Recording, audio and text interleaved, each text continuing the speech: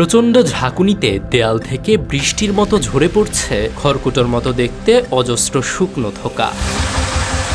দূর থেকে দেখলে মনে হতে পারে বিশাল কোনো গুদামে কেবল শুকনো ডালপালা বা আগাছা পরিষ্কারের কাজ চলছে, অথচ ধুলোমাখা এই স্তূপের আড়ালেই লুকিয়ে আছে আমাদের অতি পরিচিত এক খাবার।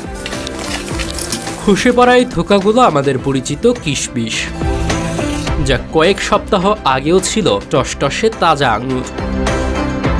চীনের সিনজিয়াং প্রদেশের তুরপান অঞ্চলে এভাবেই বিশ্বমানের কিশমিশ তৈরি হয়ে আসছে দীর্ঘদিন ধরে।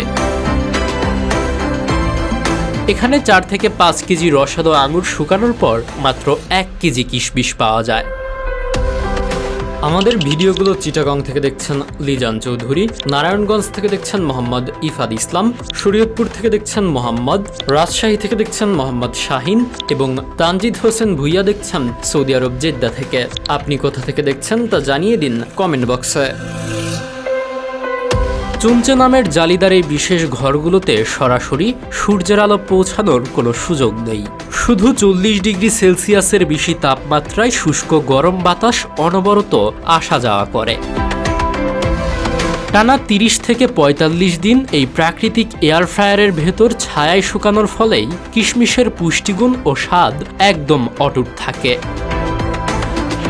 বাংলাদেশের বাজারে এই ধরনের প্রিমিয়াম কিশমিশ প্রতি কেজি 800 থেকে 1500 টাকায় বিক্রি হয়।